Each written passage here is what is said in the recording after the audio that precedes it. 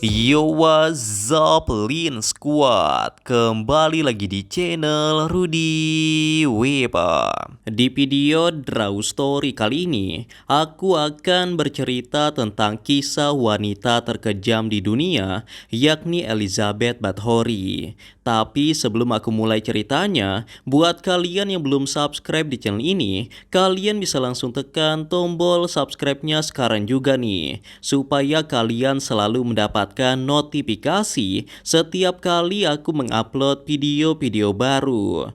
Nah, kalau udah kita bisa mulai ceritanya. Elizabeth Bathory merupakan salah seorang dari bangsawan Eropa yang sangat melegenda dan banyak diperbincangkan pada masanya. Akan tetapi namanya yang melegenda itu bukan karena perbuatan baik dari dirinya, melainkan karena aksi dan perbuatan sadisnya yang sangat kejam.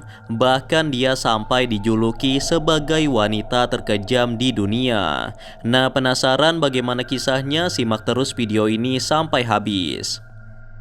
Elizabeth Bathory adalah seorang putri dari pasangan bangsawan yang sangat kaya raya. Bisa dikatakan orang tuanya ini merupakan kaum bangsawan yang paling kaya di Hungaria pada masanya.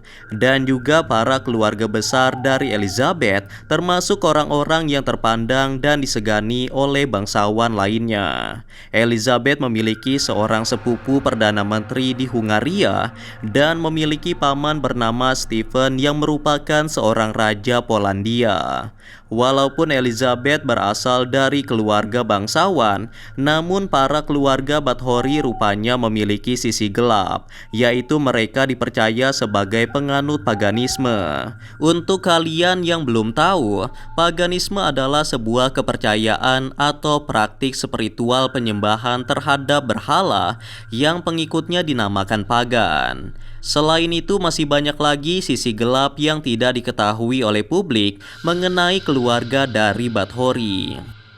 Singkat cerita, pada tahun 1575, Elizabeth berusia 15 tahun. Dia kemudian menikah di usia muda dengan pria bernama Perrons, yang merupakan seorang putra bangsawan Eropa. Sebagai hadiah pernikahan, mereka diberikan kastil untuk tempat mereka tinggal. Keluarga kecil mereka pun hidup dan tinggal di rumah itu. Setelah 3 tahun pernikahan mereka, Perrons diangkat sebagai kepala komandan pasukan Hungaria dan memimpin perang melawan Ottoman. Dan setelah 10 tahun pernikahan mereka berlalu, Elizabeth belum juga memiliki anak karena Perrons tidak memiliki waktu yang banyak untuk bersama dengan Elizabeth, karena Perrons lebih sering menghabiskan waktunya di medan perang, sedangkan Elizabeth ditinggal sendirian di kastilnya. Walaupun begitu, bukan berarti Elizabeth tidak bisa memiliki anak. Pada tahun 1585, akhirnya Elizabeth melahirkan seorang anak perempuan yang dia beri nama Anna. 9 tahun berikutnya, Elizabeth kembali melahirkan 2 orang anak perempuan yang bernama Ursula dan Katerina. Dan pada tahun 1598, dia melahirkan putra pertamanya yang bernama Paul. Pada saat itu, yaitu sekitar tahun 1600, Perrons kemudian meninggal di usia yang ke-51 tahun. Akan tetapi kematiannya itu tidak diketahui dengan jelas penyebabnya. Apakah karena penyakit atau luka akibat peperangan? Nah, setelah kematian Perrons, mulai bermunculan desas-desus di mana Elizabeth melakukan pembunuhan berantai. Namun karena masih belum jelas kebenarannya, masyarakat pun tidak berani menuduh Elizabeth, karena bagaimanapun juga dia adalah keluarga bangsawan yang terpandang. Dalam usianya yang sudah mulai memasuki umur 40 tahun, Elizabeth melihat wajah dan tubuhnya sedikit keriput akibat penuaan. Elizabeth sangat takut kalau dia kehilangan kecantikannya karena umurnya yang semakin lama semakin bertambah tua. Hal ini membuat pikirannya menjadi kacau dan emosinya tidak bisa terkontrol. Hingga pada suatu hari ada seorang pelayan yang sedang menyisir rambut Elizabeth, dan dia tidak sengaja menarik rambut dari Elizabeth. Seketika itu juga Elizabeth langsung menampar dengan keras wajah pelayan itu. Bahkan wajahnya sampai berdarah karena saking kerasnya. Melihat darah dari pelayannya itu yang mengenai tangannya, Elizabeth pun langsung berpikir kalau darah itu mungkin bisa memberinya kesegaran dan dapat membuat dia menjadi awet muda. Entah dari mana datangnya pikiran itu, namun Elizabeth sangat meyakini hal tersebut.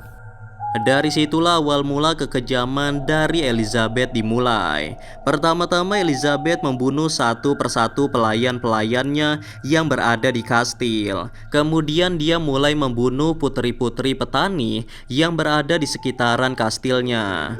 Bahkan beberapa gadis desa dikirim ke kastilnya dengan alasan untuk belajar etika dan sopan santun. Padahal mereka semua akan menjadi korban dari kepuasan Elizabeth. Tidak sampai di situ saja, Elizabeth bahkan juga membuat sebuah lowongan kerja fiktif untuk gadis-gadis desa agar mau datang ke kastilnya.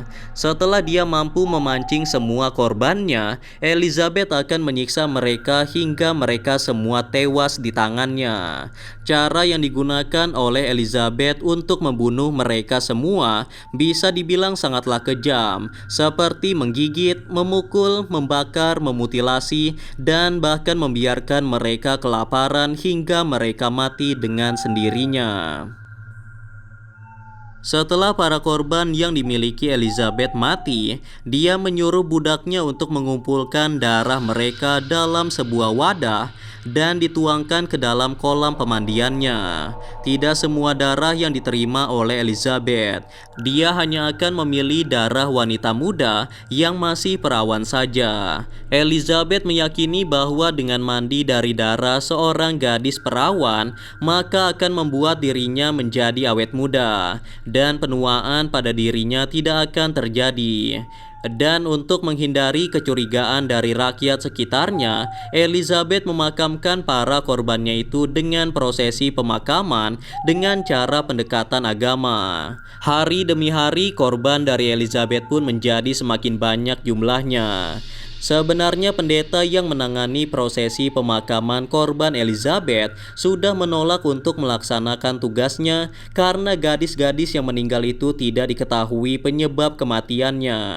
Dan Elizabeth juga tidak ingin memberitahukan alasan dari kematian mereka semua. Namun Elizabeth mengancam pendeta itu untuk tidak menyebarkan berita tentang kejahatan yang selama ini dilakukan oleh Elizabeth di kastilnya. Namun semakin lama dia mulai kehabisan alasan karena korbannya menjadi semakin bertambah banyak. Hal itu membuat Elizabeth tidak lagi menguburkan korbannya, melainkan membuangnya secara asal ke beberapa lokasi, seperti di sebuah ladang atau di sungai yang mengalir di dekat kastilnya, dan sering juga dia membuang mayat di daerah kebun sayur.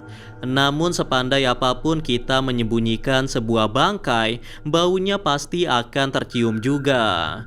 Dari sekian banyak korban Elizabeth, ternyata terdapat satu orang yang berhasil melarikan diri.